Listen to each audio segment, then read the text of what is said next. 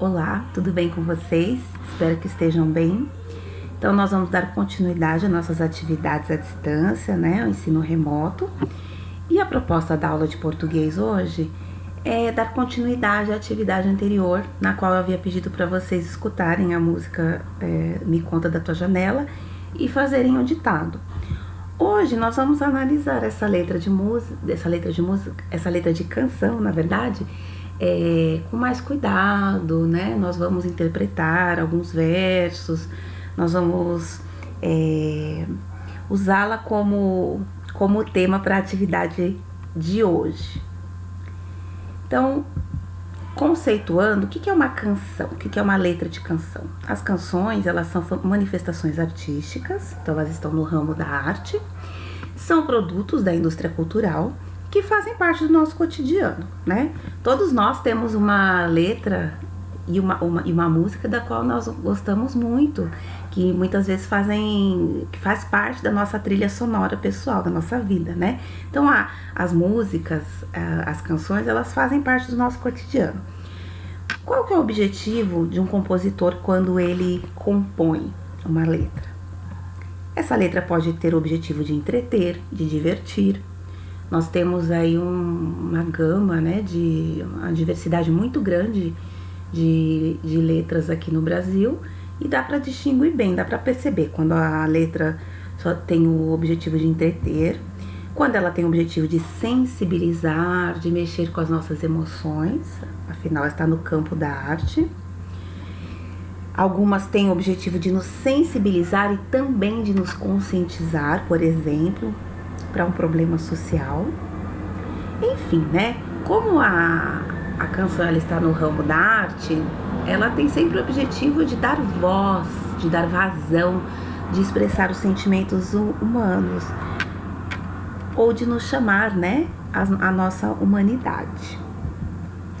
Aqui nós vamos citar algumas características gerais que nós encontramos nas letras de canção. Composta em versos, então as canções, tanto quanto os poemas, são composições em versos que se agrupam em estrofes.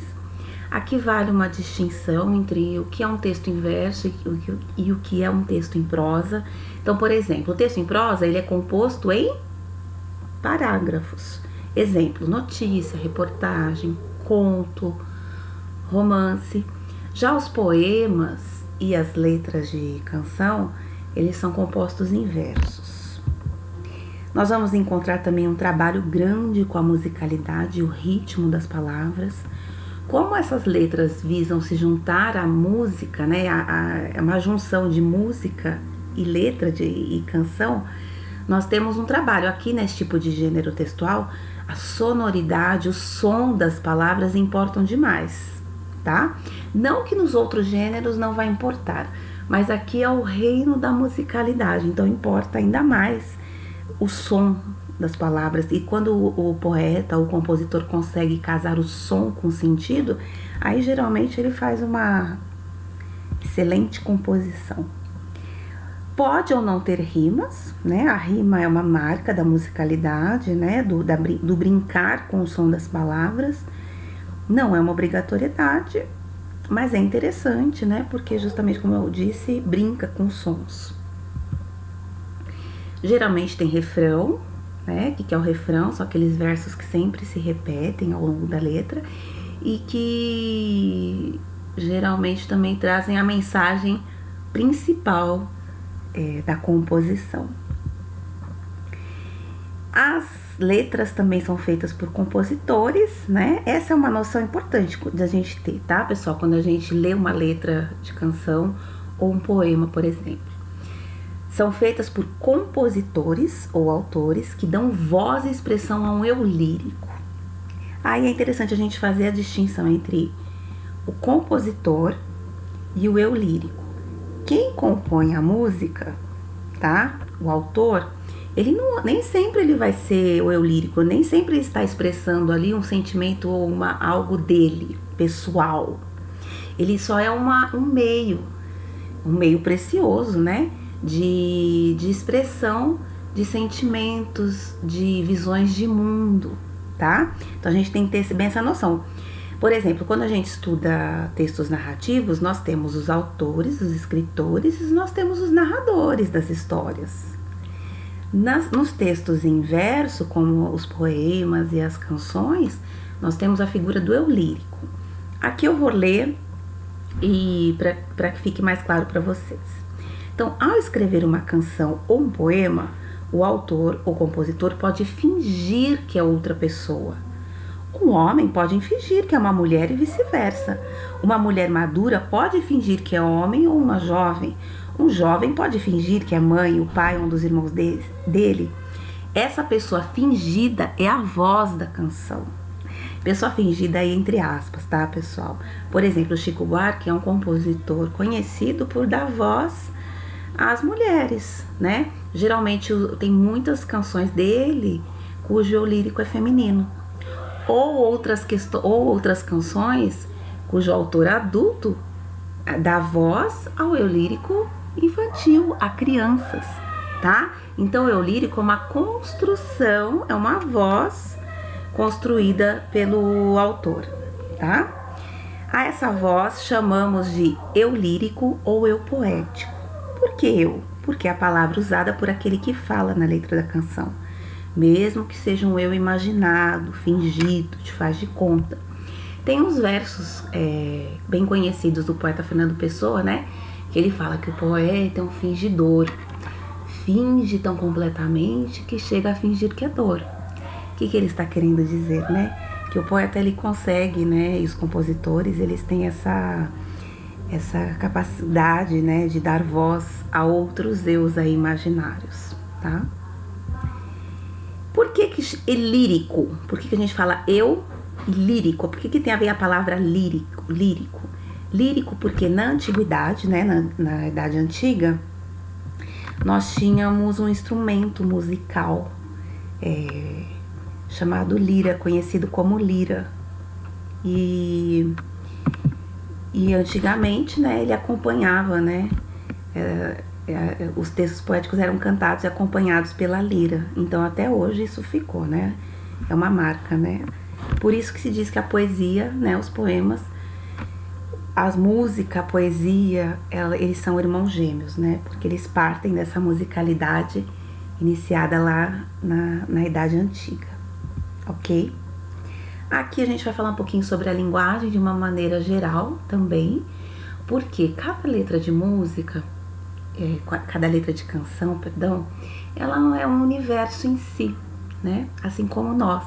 Ela também é um universo em si, então às vezes existem algumas características gerais, mas elas têm que ser analisadas na individualidade. Então a gente tem uma linguagem basicamente emotiva, o que é a questão do emotivo? Uma linguagem subjetiva que parte de um sujeito, que expressa suas sensações, sua visão pessoal sobre o mundo, e ela tem o objetivo sempre, um texto em que prevalece a linguagem emotiva, ele vai ter sempre a intenção de mexer, né, com as nossas emoções, com a nossa memória afetiva, né? Por isso que as músicas ficam no nosso inconsciente, fica na nossa memória, muitas vezes afetiva. Ela tem esse dom, né? A linguagem geralmente é conotativa, e aqui vale um parênteses, tá? O que é a linguagem figurada? A linguagem figurada é aquela linguagem que não é literal, não é a linguagem comum do dia a dia, né? Os poemas e as letras de canções, é o reino da linguagem figurada. Então tudo ali tem que ser lido e ouvido e analisado sobre vários aspectos. Não dá para você interpretar uma letra de canção, um poema, como você interpreta uma notícia, tá? Geralmente as palavras ali, quando a letra é bem escrita, bem composta, né? As palavras geralmente vão ter múltiplos significados, né? Elas expandem, o autor expande o significado das palavras e traz significados que às vezes não são tão claros, tão óbvios, mas que são interessantes da gente interpretar. Aí eu coloquei aqui um verso de uma música conhecida, né? Que acho que todo mundo já ouviu, trem-bala, que um verso que é muito repetido durante a música é a vida é trem-bala. Aqui é linguagem figurada, totalmente, né, pessoal? Quando você fala assim, o que tem a ver um trem-bala com a vida, né? Quando o compositor pensa nisso, provavelmente ele fala assim, que características eu tenho a vida e tem um trem-bala?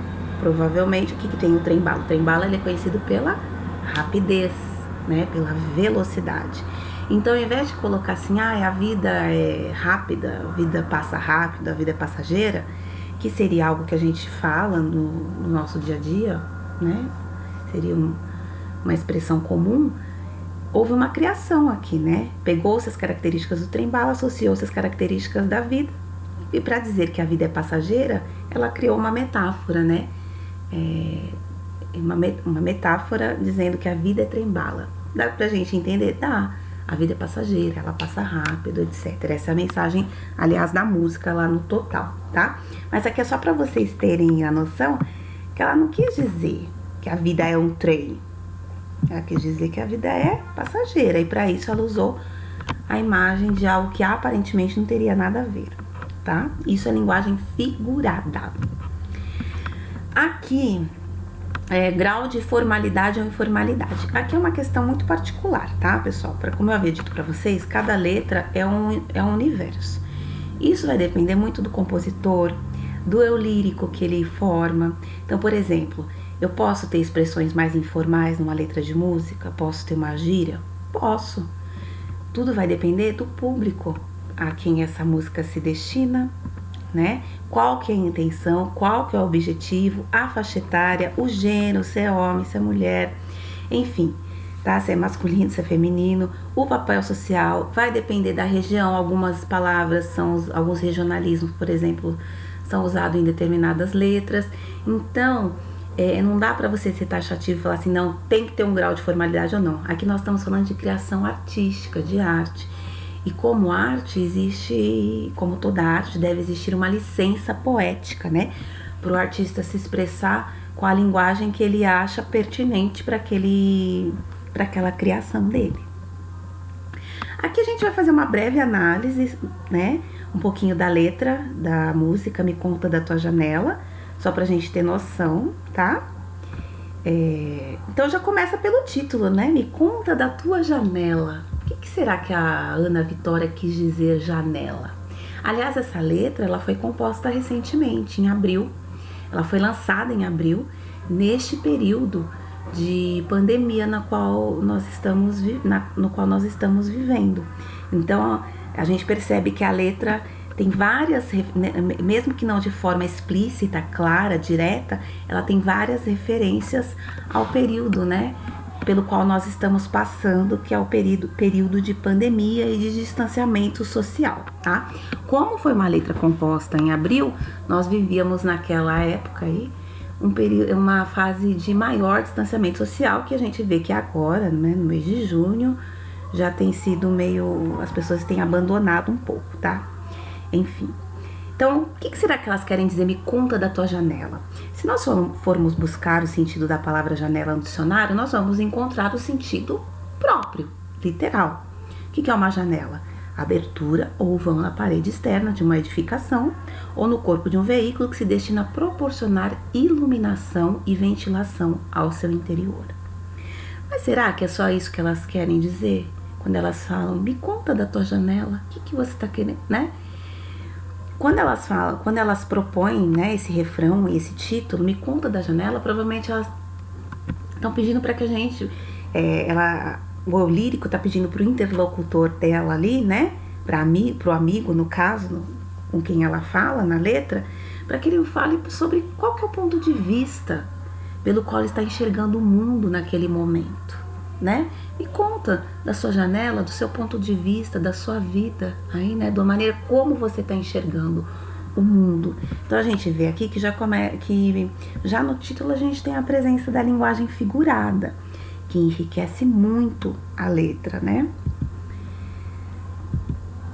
Aí olhando, né? Nós vamos fazer uma análise assim geral de alguns versos, eu não vou analisar verso por verso, né, porque senão fica muito cansativo, né.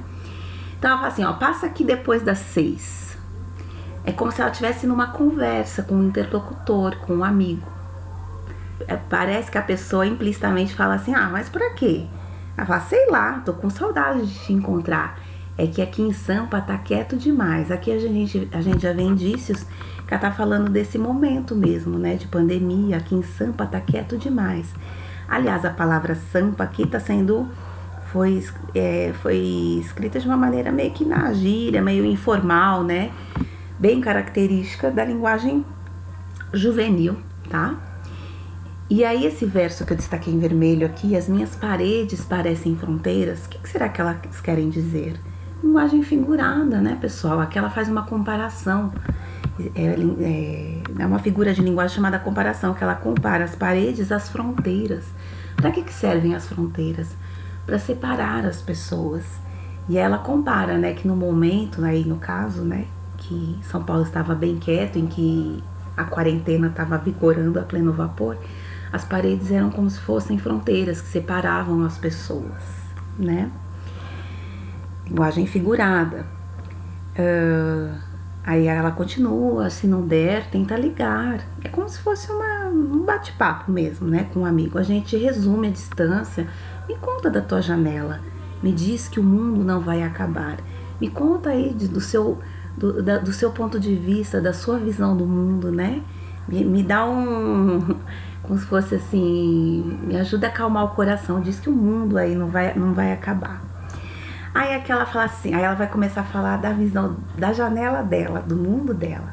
Daqui, que ela fala de São Paulo, eu vi o tempo parar. Mais uma vez, linguagem figurada. A gente sabe, o tempo parou? O tempo não parou, de verdade, né? O tempo continuou. Mas as atividades, a ação humana sobre o tempo é que deu uma... Eu nem diria que parou, né, totalmente. Mas deu uma desacelerada, né? Então, mais uma vez, a gente tem a presença da linguagem figurada. Pra gente se lembrar da força que é alguém do lado. Aqui, mais uma vez, linguagem figurada, né? Quando ela fala pra gente se lembrar da força que é alguém do lado, o que será que ela tá querendo dizer? Pra gente se lembrar de como é importante nós sermos unidos e estarmos perto, né? Estarmos próximos, né? Pra gente entender que nós e o chão somos a mesma coisa. Aqui, mais uma vez, esse verso, aliás, é bem interessante, né? Porque é bem original. Aqui é uma metáfora também, né, ela tá fazendo meio que uma comparação indireta. Nós e o chão. O que será que nós e o chão temos em comum, né? Será que ela tá querendo dizer que esse período de pandemia e essa pandemia veio para nos mostrar que nós somos nós somos iguais, né? Ou nós deveríamos ser considerados iguais, nós somos, mas muitas vezes não somos tratados como iguais. Então é pra gente entender, na visão aqui do eu lírico, que nós e o chão estamos nivelados, ou seja, somos todos iguais. Linguagem figurada, tá, gente? Isso não está explícito no texto, a gente tem que fazer um pequeno esforço de compreensão e interpretação. E aí ela continua, eu vi o tempo parar pra gente entender, né, que nós e o chão somos a mesma coisa e os dias são contados pra gente viver. Aqui é também a noção, o que dá pra entender quando a gente diz que os dias são contados pra gente viver? Que a vida, ela é finita, ela é passageira mesmo, né? Ela tem fim, nós não temos a eternidade, tá? Então aqui foi alguns versos que eu destaquei, cuja linguagem figurada aqui está saltando aos olhos. Aqui, se o tumulto perdurar, quer dizer, né, se esse período, né, tumultuado, difícil, se ele se prolongar, acalma esse teu peito aflito, te fiz essa canção, amigo, contigo é que eu quero cantar. Então aqui ela prossegue, né? E aqui eu acho interessante que ela fala assim, eu fiz essa canção, amigo, para o mundo inteiro se curar. O que será que tipo de cura que ela está dizendo aqui, né? Do que o mundo está precisando se curar?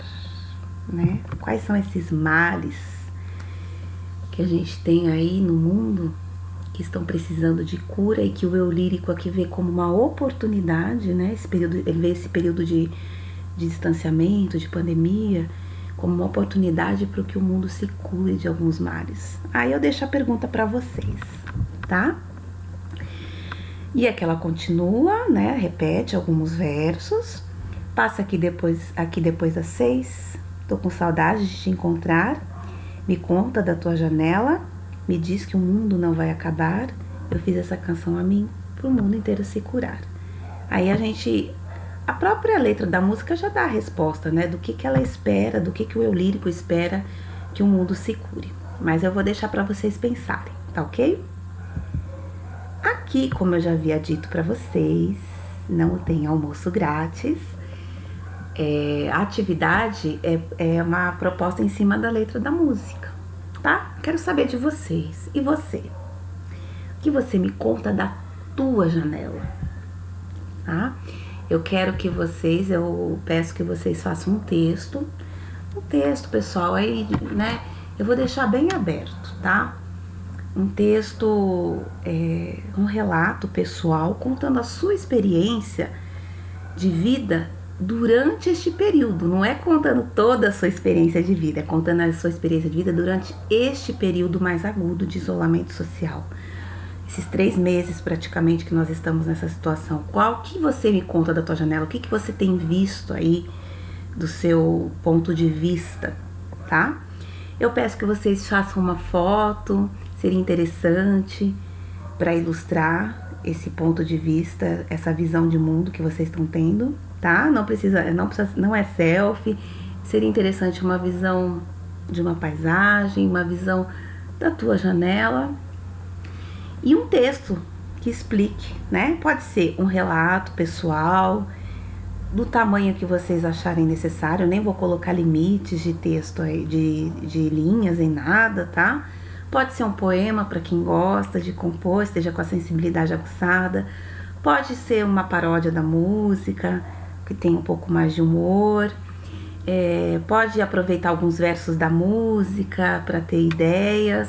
Mas eu quero que vocês me deixem sem medo de errar. Ai, será que eu tô pondo vírgula? Será que eu tô colocando a palavra certa? Quero que vocês me façam um relato de como vocês estão enxergando esse período aí. Tá ok? Essa é a proposta da aula para essa quinzena. Dúvidas, estarei no plantão mais tarde. Abraços, até a próxima.